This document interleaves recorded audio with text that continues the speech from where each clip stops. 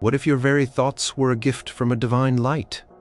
What if your personality was determined by the temperature of your blood? What if learning was about building grand mental palaces in your mind? Welcome to the wild, brilliant world of medieval theories about the human mind and how we learn, stretching from the 5th to the 15th centuries. Number 7. The role of will and habit in intellectual growth. Medieval thinkers grappled with a big question about the mind. How do you become smarter? Is it just about what you know, or is there more to it?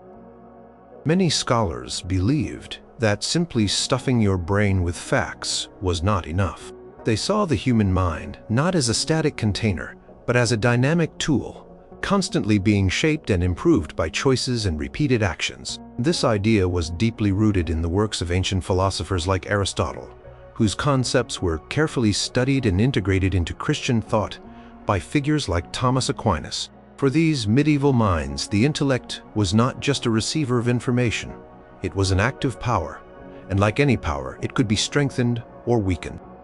Think about a young scholar, perhaps named Alaric, diligently copying manuscripts in a damp monastery scriptorium. He is not just reading words, he is engaging his mind in a deliberate act of learning. Every time he painstakingly traces a letter, every time he rereads a difficult passage to understand its meaning, he is performing an act of will. He chooses to focus, he chooses to persist, even when his hand aches and his eyes grow weary. This continuous exercise, this repetition, was seen as the very foundation of intellectual habit. It was not enough to merely possess the capacity for reason. One had to actively employ it. The concept of habit, or habitues in Latin, was central. Described as settled disposition, a quality that enables someone to act in a certain way easily and consistently.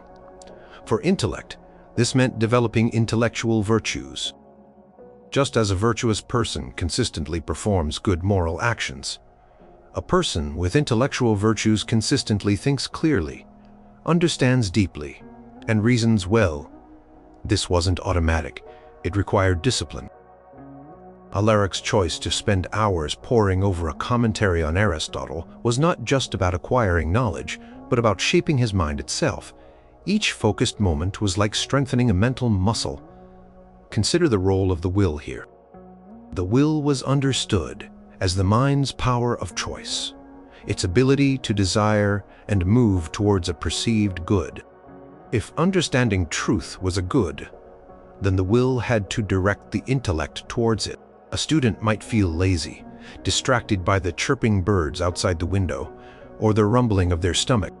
The will, if properly trained, would override these distractions, compelling the intellect to return to its task. It was like an internal commander, guiding the intellectual army. This idea meant that intellectual growth was deeply intertwined with moral discipline. A person who cultivated virtues like temperance and fortitude would also find it easier to cultivate intellectual virtues. If Alaric could control his desire for comfort, he could also control his mind's tendency to wander. Scholars like Thomas Aquinas argued that intellectual habits were acquired through repeated acts. When Alaric repeatedly analyzed a logical argument, he was not just learning that specific argument, he was developing the habit of logical analysis itself.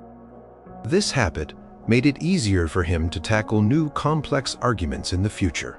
It was a cumulative process. The first time he encountered a complex philosophical text, it might seem impenetrable. With each attempt, each conscious act of trying to understand, the pathways in his mind became smoother, more efficient. It was believed that the mind, through diligent practice, could become more acute, more perceptive, and more capable of grasping abstract truths. This understanding also touched upon the difference between simply knowing something and understanding it. A person might memorize a whole book of Latin phrases, but without the habit of true understanding, they would only possess a superficial grasp. The will directed towards genuine comprehension would drive the intellect to seek not just the words, but the underlying concepts, the connections between ideas. A master lecturer, like a university professor in Paris, would not just lecture. He would guide his students in the rigorous exercise of dialectic, constantly challenging them to question, to distinguish, to synthesize. Each such exercise was a deliberate act, a willed engagement with the material designed to build these intellectual habits. Even the development of wisdom, considered the highest intellectual virtue, was seen as a product of habit. Wisdom was not just knowing many facts, but knowing the ultimate causes of things, seeing the whole picture.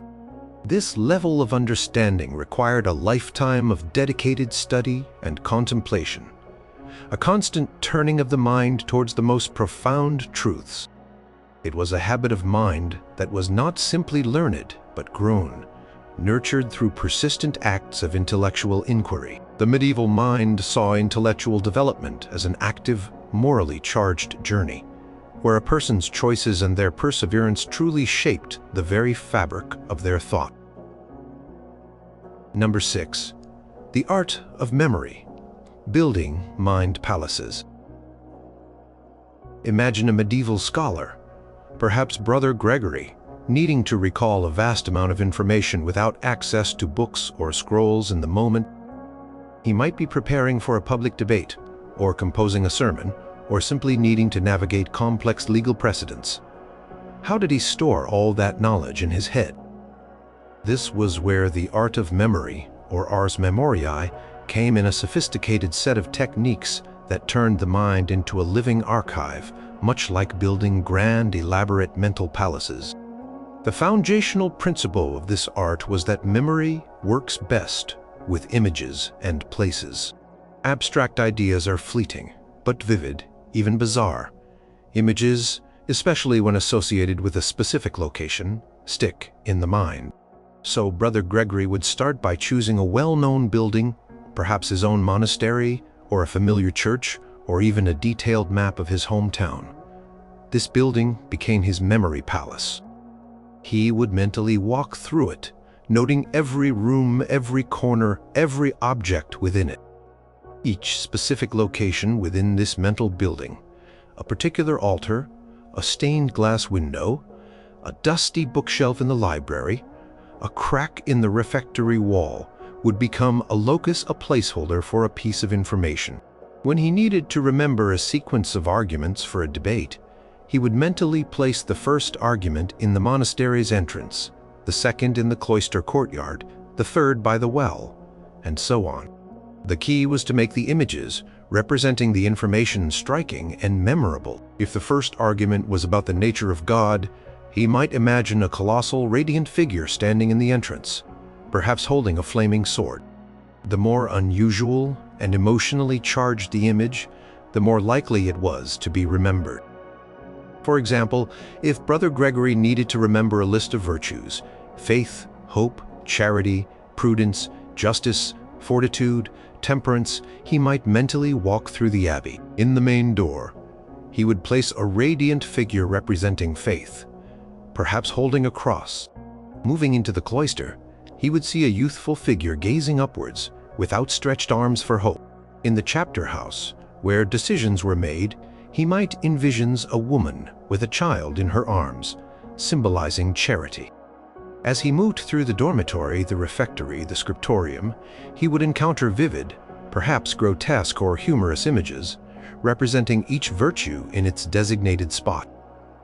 Prudence might be an old man with two faces, looking forward and backward, meticulously arranging scrolls on a desk in the scriptorium. Justice might be a blindfolded woman holding scales, standing by the cook's table in the refectory, weighing loaves of bread. The medieval art of memory was not just about random images. It was often highly structured, reflecting the logical organization of knowledge. For someone studying rhetoric, for instance, they might mentally map out the different parts of a speech: introduction, narration, proof, refutation, conclusion, to specific rooms or sections of their memory palace. Within each room, they would place images representing the specific points, examples, or rhetorical devices needed for that part of the speech.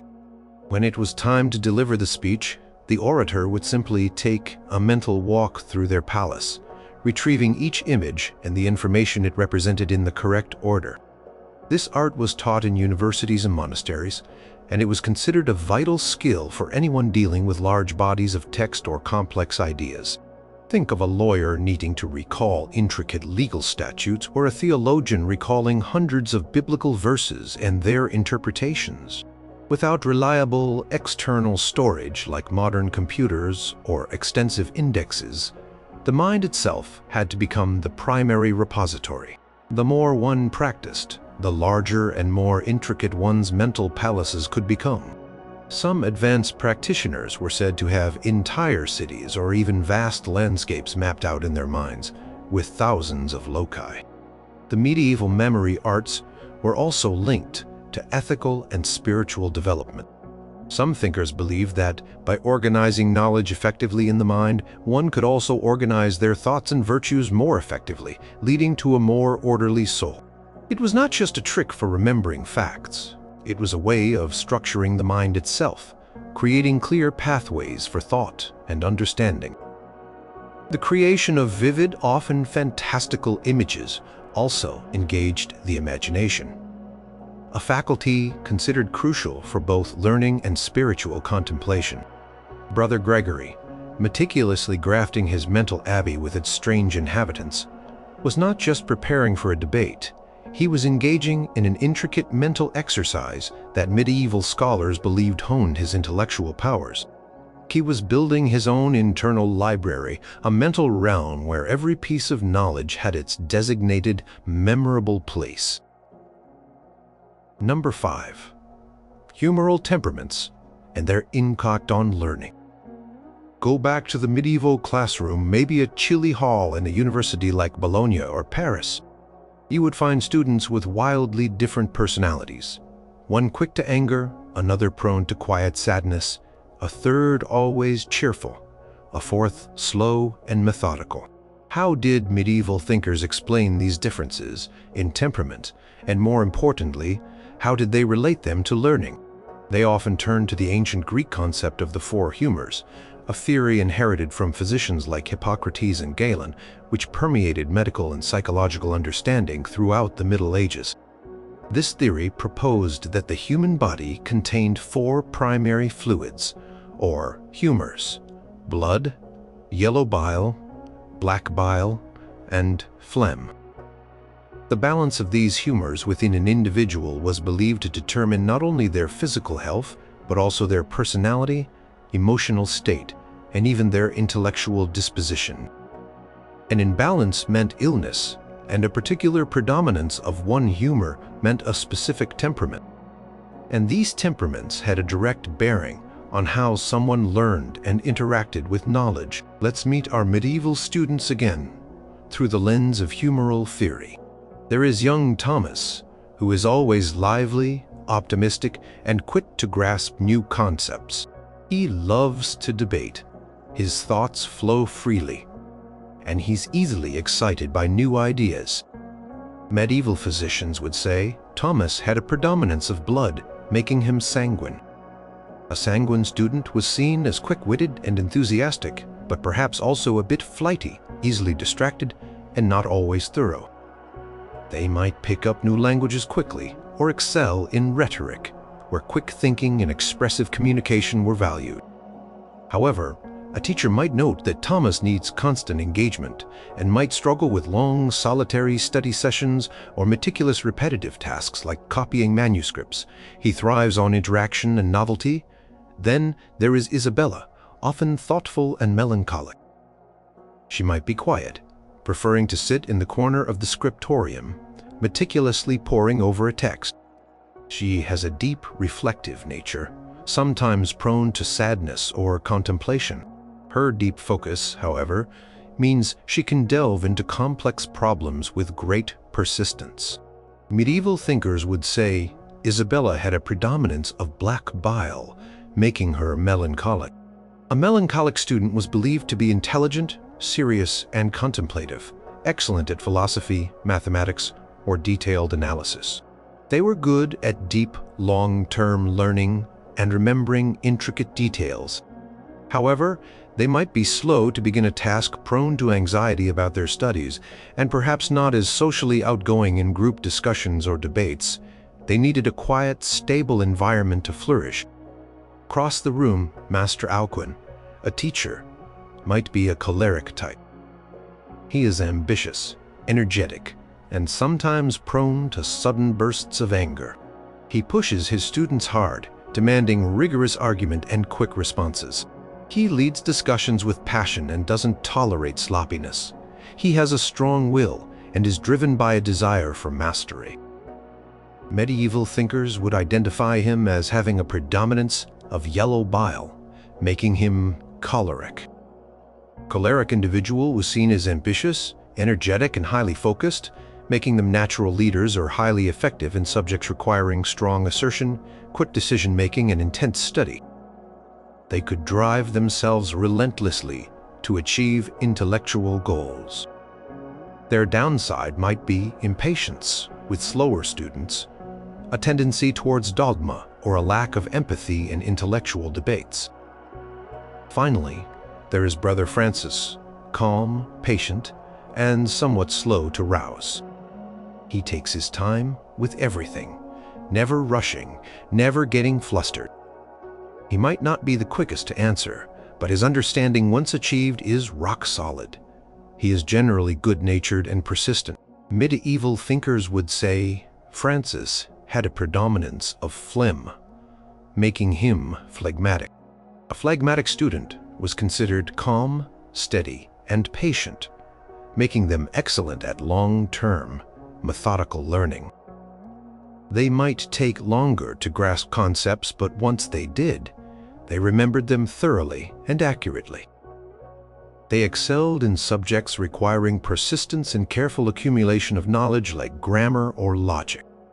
Their challenge might be a lack of initiative, or a tendency to be overly passive in learning environments that demanded quick responses or proactive engagement.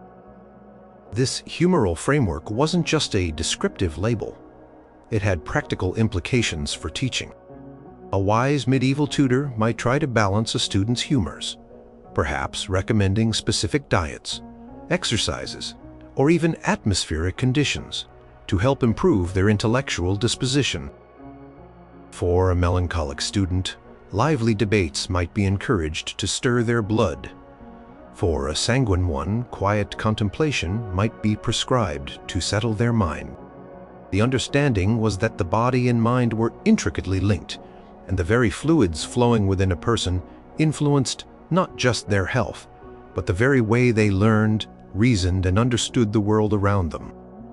It was a holistic view of learning, where physical well-being was seen as a prerequisite for intellectual flourishing. Number 4. Faculty, psychology. The mind's specialized departments. Imagine the human mind not as a single, undifferentiated blob of consciousness, but as a complex administrative building with various specialized departments, each responsible for a particular kind of mental operation. This is essentially how medieval thinkers, largely influenced by Aristotle and later refined by figures like Thomas Aquinas, understood the mind through what is called faculty psychology. They believed the soul, which was the animating principle of the body, possessed distinct powers, or faculties, each performing a specific function necessary for knowledge and action. These faculties were often categorized hierarchically, reflecting the ladder of being that placed humans at the top of the earthly realm, possessing all the lower powers plus unique intellectual ones.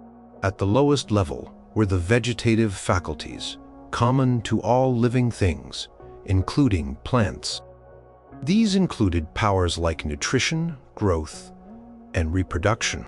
While not directly about mind in the sense of thought, they were considered foundational, providing the basic life support for the higher faculties to operate. You couldn't think if your body wasn't alive and functioning. Next came the sensitive faculties which humans shared with animals. These were crucial for all initial learning. First, there were the external senses: sight, hearing, smell, taste, and touch. These were the mind's direct windows to the world. When a student looked at a book, their sight faculty took in the shapes and colors of the letters. When they listened to a lecture, their hearing faculty perceived the sounds of the words. The senses provided the raw data from the outside world, but that raw data wasn't enough. The mind needed to process it, and for that it relied on the internal senses. These were more sophisticated departments working behind the scenes. The first internal sense was the common sense, not common sense, as we use it today, meaning good judgment, but a unifying sense. It was believed to integrate the input from all the external senses. For example, when you see a red, sweet, round object, your common sense is the faculty that recognizes it as one thing, an apple, rather than just separate sensations of redness, sweetness, and roundness. It is the faculty that allowed you to perceive a whole, coherent object. Then came imagination. This faculty was responsible for forming mental images of things that were not currently present to the senses. After seeing an apple, your imagination could conjure up the image of that apple even when you were in a dark room. It also allowed for the creation of new images, like a winged horse, by combining existing ones. For students, imagination was vital for recalling past experiences, or for visualizing concepts discussed in lectures. A scholar might mentally picture a complex logical diagram or a geographical map using this faculty. Next was memory. This faculty stored and retrieved the images and perceptions created by the common sense and imagination. It was the mind's internal archive of past experiences. A student preparing for an exam relied heavily on their memory faculty to recall the facts, definitions, and arguments they had learned. It was not just about rote memorization. It involved the retention of concepts linked to their sensory origins. Finally, among the sensitive faculties was the estimative power, or cogitative power, in humans. This was the faculty that allowed an animal to instinctively recognize what was harmful or beneficial. Even without explicit reasoning, a sheep naturally estimates a wolf as dangerous. In humans, this faculty was elevated and aided by reason, allowing for a more complex assessment of concrete individual things. A student, through this power, might sense the appropriateness of a particular example in an argument or judge the individual quality of a specific text. Above all these, unique to humans, were the intellectual faculties. The intellect, or understanding, was the highest faculty. It was the power of abstract thought, of grasping universal concepts, not just particular things. When Alaric saw many individual apples, his intellect, by abstracting from these particular instances, could grasp the universal concept of appleness, or the definition of fruit. This was the faculty that allowed for scientific knowledge, philosophy, and theology, the grasping of essences and universal truths. It could be further divided into the active intellect, which illuminates universal ideas from the particular images provided by the senses, and the potential intellect, which receives these illuminated ideas. And finally, the will. While distinct from the intellect, it was closely tied to it. The intellect presented options, showing what was true or good, and the will then chose to pursue it. The will was the faculty of desire and choice, directed by the intellect's understanding of what is good. A student might understand the value of diligent study, intellect, and then their will would choose to pursue that study, overcoming distractions. So, for a medieval scholar, learning was a complex interplay of these faculties. Sensory input from the external senses would be integrated by the common sense, formed into images by the imagination, stored by memory, and then, crucially, presented to the intellect. The intellect would then abstract universal truths from these particular images, illuminated by a higher power, as some believed, or simply by its own inherent light. The will, guided by the intellect, would then direct the whole person to pursue further knowledge or act upon what was understood. This detailed map of the mind provided a framework for understanding not just what we learn, but how the very machinery of our minds processes and interacts with the world. Number 3. The blank slate and sensory input. Imagine stepping into the world with a mind like a completely empty page ready to be written upon. This was a powerful idea for many medieval thinkers, especially those following the philosophical tradition of Aristotle and later elaborated by scholars like Thomas Aquinas. They championed the concept that the human intellect begins as a blank slate, or tabula rasa in Latin. This meant that there are no innate ideas pre-programmed into the mind at birth. Every single piece of knowledge, every concept, every understanding had to come from somewhere, and that somewhere was the outside world, accessed through the senses. This theory was a radical departure from other ideas that suggested innate knowledge or divine illumination as the primary source of understanding. For the Aristotelians, the journey of knowledge began with the simplest and most direct connection to reality, sensory experience. As the famous scholastic saying went, "Nihil est in intellectu quod non prius fuerit in sensu." Nothing is in the intellect that was not first in the senses. This was not just a clever phrase, it was a fundamental principle dictating how learning was believed to occur. Consider a medieval child, perhaps named Alara, growing up in a small village when she is born. Her mind is completely empty of ideas. She doesn't know what tree means, or river, or mother. Her first encounters with these things come through her senses. She sees the tall, rough trunk of a tree, hears the rustling of its leaves, smells the damp earth around its roots, feels the texture of its bark. Each of these sensory impressions is like a single brushstroke on her blank mental canvas. These individual sensory inputs are then gathered and unified by the internal senses.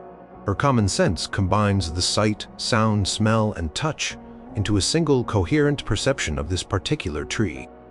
Her imagination forms a mental image of it, and her memory stores that image.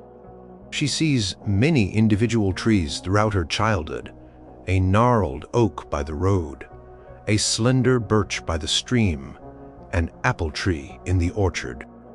Each tree provides a new set of sensory data, contributing to her growing collection of experiences. But merely perceiving individual trees is not enough to truly know what a tree is in a universal sense.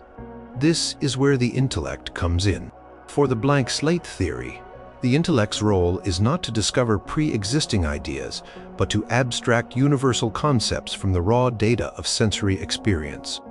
From all the individual trees Alara has seen, the intellect identifies common features. They all have trunks, branches, leaves, roots, and they are all living things. It strips away the individual differences, the specific height of this oak, the particular shape of that birch's leaves, to grasp the essence of treeness. It forms the universal concept of tree. This process of abstraction was considered the cornerstone of human learning. It moved from the concrete and particular to the abstract and universal. It started with something as simple as seeing an apple and moved to understanding the concept of fruit or even the abstract principle of nutrition. A scholar studying logic might begin by analyzing many specific examples of arguments before their intellect could abstract the universal rules of valid inference. A theologian might observe many acts of charity before forming a profound understanding of the theological virtue of love itself. This approach meant that knowledge was not simply revealed or recalled, it was actively constructed from experience. Teaching methods in medieval universities, while often involving lectures and debates, implicitly relied on this understanding. Students were expected to engage with the material through texts, observations, and discussions, allowing their minds to accumulate sensory data from which higher-level concepts could be drawn. They would spend hours reading and rereading texts, not just memorizing words, but allowing their intellects to work on the ideas presented, moving from the specific examples and arguments to the underlying universal principles. Even complex scientific knowledge, such as medieval understanding of astronomy or medicine, was rooted in this sensory foundation. Astronomers observed the movements of the stars. Physicians observed the symptoms of illness. From these observations, their intellects would then work to form general theories and classifications. The blank slate was not a passive recipient. It was the starting point for an incredibly active and booming process of learning, where the external world filtered through the senses became the very substance of human understanding. The journey from sensation to sophisticated knowledge was a testament to the mind's power to build its entire intellectual landscape from the ground up, starting with nothing but raw experience. Number 2. Divine illumination and innate truths. What if learning wasn't just about collecting facts or abstracting concepts from the world around you? What if, at the very core of your ability to know anything truly important, there was a direct, spiritual light helping you see? This was a powerful and enduring idea in the Middle Ages, especially among thinkers deeply influenced by the philosophy of Plato and the Christian theology of St. Augustine of Hippo. This concept, often called divine illumination, suggested that certain fundamental truths, especially moral, mathematical, and philosophical truths, were not learned through sensory experience alone, but were revealed to the mind by a higher divine source, much like the sun illuminates objects for the eye to see. For Augustine, the human mind in its natural state was imperfect and prone to error, especially after the fall of humanity. While sensory experience could provide information about the material world, it couldn't fully account for our grasp of universal, unchanging, and necessary truths. How could we know, for example, that 2 + 2 always equals 4, or that justice is inherently good, if we only ever experience particular instances of addition or particular acts of justice? These truths seem to transcend the limitations of the senses and individual experience. Augustine believed that these truths were not created by our minds, nor were they simply abstracted from sensory data. Instead, they were eternal and resided in the divine mind of God.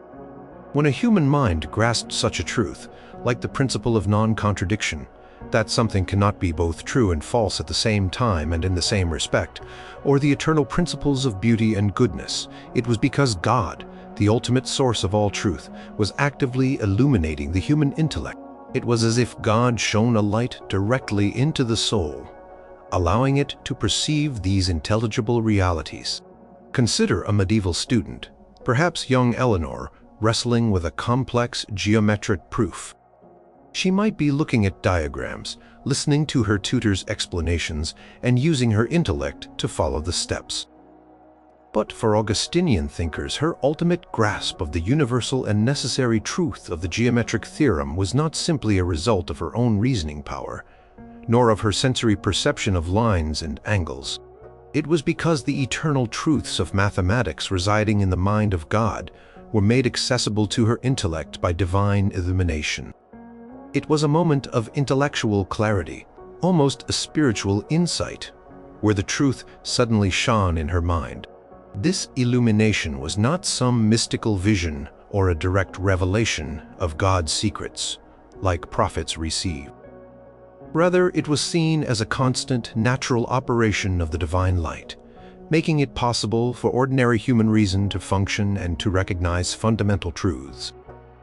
Just as the physical eye needs the light of the sun to see physical objects, the intellectual eye of the soul needed the intelligible light of God to see intelligible truths.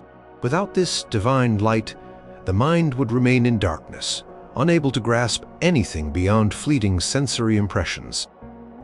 This theory also implied a form of innate knowledge, not in the sense of fully formed ideas present at birth, but rather as an innate capacity or predisposition of the mind to recognize these eternal truths once illuminated. The mind was seen as being naturally ordered towards truth, and God's light simply actualized this potential.